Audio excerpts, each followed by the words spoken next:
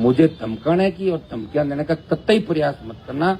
और ये भी ध्यान रखना, हनुमान बेनीवाल की तरफ देख भी लिया और सोच भी लिया तो तुम्हारे नेताओं को भी तैयार कर लेना उस मामले के अंदर। अब की बार जूत पड़ेंगे बराबर, ये ध्यान रखना। तो भाइयों, हम किसी के खिलाफ नहीं, किसी जाति के खिलाफ नहीं, लेकिन कोई अगर डराने का प्रयास करेगा तो डरने वाले हम लोग नहीं है। ये लड़ाई सच्चाई के लिए हम लड़ रहे हैं। एसआई भर्ती रद्द हो, आरपीसी का पुनर्गठन हो, और ये छोटी मोटी बातें जो चलती रही है और छोटे मोटे नमक मिर्च मसाले नहीं अगर होंगे तो मजा कैसा आएगा। मजा भी साथ साथ चलना चाहिए। कई मानसिकता के लोग हैं, मेरे समाज के लोगों को कहना चाहूंगा कि गलत टारगेट करके किसी को अपने साथ नहीं किया जाए। हमने तो धरने में सबका सम्मान किया। ना समझ बच्चे हैं, धरने से चले गए, क्या क्या बातें उन्होंने करी और बाहर जाके क्या क्या बातें करी, वापिस हम आना चाहते हैं, वापिस यहाँ कौन एंट्री कराएगा बताओ। तो वक्त होती है सारी बातें। तो भाइयों तैयार हो जाओ। मैंने तो राजपूत समाज के 3 टिकट दिए, 18 में दिए, 23 में दिए, उदयपुर में दिए, तमाम जगहों में दिए और आगे भी दूंगा। मैं आह्वान करता हूं कि राजस्थान की हर जाति हर वर्ग, हनुमान बेनीवाल की जो पार्टी है वो राजस्थान के सम्मान की लड़ाई लड़ रही है। तुम एक चीज को गलत मोड़ के मत ले जाओ। तो सही सही काम में तुम्हारे मैं साथ खड़ा रहा, उसकी लिस्ट भी साथ जारी करो। हनुमान जी यहाँ काम आए और यहाँ बयान दिया और उसमें मैंने महाराणा प्रताप और महाराज सूरजमल जी दोनों का नाम लिया, तो 2 के लूंगा। और मैंने कोई नाम लेने का ठेका ले रखा है क्या? पहले तो ये बताओ, मुझे किसी ठेका दिया क्या कि भैया नाम आप पढ़ोगे? दिन के बाद ठेका बोलते रहेंगे। बाकी कुछ नाम तुम भी तो लो, नहीं तुम किसका लोगे फिर नाम? सारे अगर मैं ले दूंगा तो तुम क्या करोगे? कुछ नाम तुम लो, कुछ जो वीर थे मजबूत उनके नाम मैंने ले लिए और कुछ बच्चे हैं। मेरा मूड सही होगा तो अगली बार और ले लूंगा, और नहीं होगा तो फिर नहीं लूंगा, दिमाग से भी निकाल लेना। तो बहुत बहुत आपको धन्यवाद। सीकर चूरू के मेरे नौजवानों को धन्यवाद कि आपने मजबूती के साथ इस आंदोलन के अंदर आए। और अब अलग अलग जिले वाइज हम लोग बात भी करेंगे और बात करने के बाद फिर 25 की जो हमारी रणनीति है उसके अंदर ये लड़ाई आर पार की लड़ाई, इसको सोच लेना। कहीं ऐसा नहीं हो कि टीवी पे देखो और सोशल मीडिया पे देखो और यहाँ मुझे कमजोर कर दो, ये कभी मत करना। ये अंतिम लड़ाई है। अगर खुश हो गए खुश, फिर मुझे मत कहना हनुमान जी नहीं लड़े। वो एक दिन जो 25 का है, जिस तरह एक दिन तुम घूमने के लिए आते हो, टहलने के लिए आते हो, मैच देखने के लिए आते हो, उसी तरह एक दिन राजस्थान के सम्मान के लिए खुद को आना पड़ेगा। मैं किसी जिला मुख्यालय पे आपको संबोधित करने नहीं जाऊंगा, आपको अपने आप आना है। कोई व्यवस्थाएं होगी, ऊपर बारी जगह देंगे हर जिले के 2-2, उनसे बात करना। गाड़ी घोड़े साधन, जिनका खुद का साधन है वो तेल भरा के और 10 आदमी को लेके आएगा। लाओगे कि नहीं लाओगे? और मैदान को भर दोगे पूरा? आधा भर दोगे, उसमें भजनलाल जी करा देंगे हम, तो पूरा छोड़ देंगे।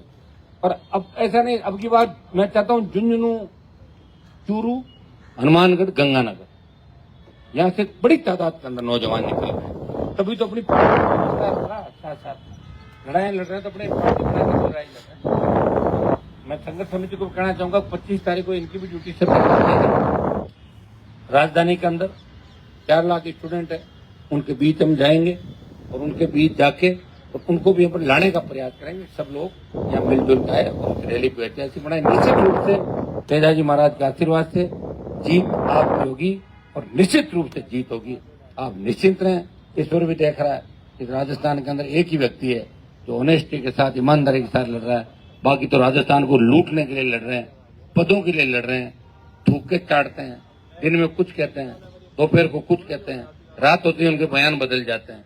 मेरा बयान नहीं बदलता और मैं ऐसा व्यक्ति हूँ जिनसे लड़ा हूँ, उनसे राम राम भी नहीं करी जिंदगी के अंदर। 8 में वसुंधरा जी को देखा, उसके बाद 25 में एयरपोर्ट भी देखा, खड़ी थी माया। तो मैंने कहा मैडम की यही स्थिति हो गई, बताओ आप देखो किस तरह खड़ी है 15 लोगों को लेके। तो ये पोजीशन साहब किसी को अटेंड करना है, क्या स्थिति बताओ। मैंने तो कहा था और जो कहा कर दिखाया कि वसुंधरा जी नहीं आएगी। अब भजनलाल आ गया तो मेरे हाथ में थोड़ी, मेरी सीटें अगर 15 आ जाती, फिर कोई मुझे पूछता कि किसको सीएम बनाना है, कम ज्यादा पड़ते तो तुम्हारे हिसाब से बना देता सीएम। सीटें नहीं ना मेरे भाई।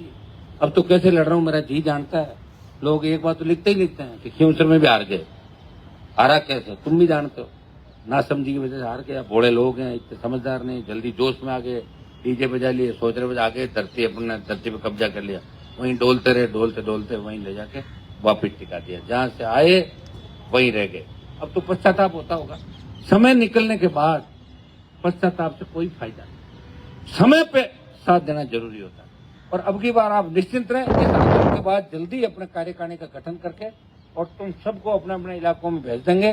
बस कभी कभी तुमसे मिला करूंगा महीने 2 महीने में, बाकी तुम्हें अधिकार खूब सारे देंगे कि लोगों को जोड़ो, शेड्यूल कास्ट, अल्पसंख्यक, ओबीसी, दूसरे हमारे भाई, हर वर्ग, हर समाज जो अच्छे लोग हैं उनको जोड़ के राजस्थान की सत्ता पे कब्जा करो, और सत्ता पे कब्जा कर लोगे नहीं तो कोई पेपर आउट होगा। और ये कोई बड़ा ऋण नहीं राजस्थान के, जो किसान का कर्जा एक झटके में माफ कर दो, दूसरी ओर कहीं से ले लो, आप घना ही पैसा मिल जाएगा।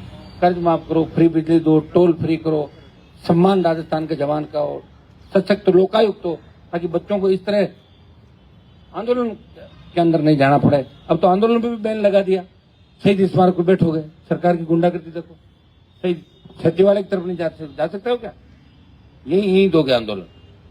3 स्टेडियम तुम्हें दे दिए, मुर्दों का बाग नहीं देना। तो धीरे धीरे सरकार ये भी कर देगी कि आंदोलन बंद कर दो। क्या कर लोगे? इंदिरा गांधी ने इमरजेंसी लगा के इतने जूते मारे, कुंवारों की नसबंदी कर दी थी उस समय, पता है तुम्हें? अरे ऐसा हमारी शादी को बोले पकड़ो इसको, कर दो नसबंदी। नहीं हो रहे बच्चे बेचारों का, अभी भी बुढ़े हो गए, बुढ़ों की कर दी।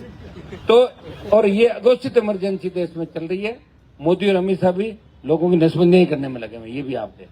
तो भाइयों तैयार हो जाओ अगली लड़ाई के लिए, 25 की लड़ाई के लिए। अभी अपन अलग अलग झुंझुनू, चूरू, सीकर और उसके बाद दूसरे जो नौजवान उनसे अलग बात कर लेंगे। तो मैं अलग अलग बात कर रहा हूँ, 2-3 जोरदार जयकार लगे। एसआई भर्ती रद्द करो, आरपीएससी भंग करो, एसआई भर्ती रद्द करो, आरपीएससी भंग करो।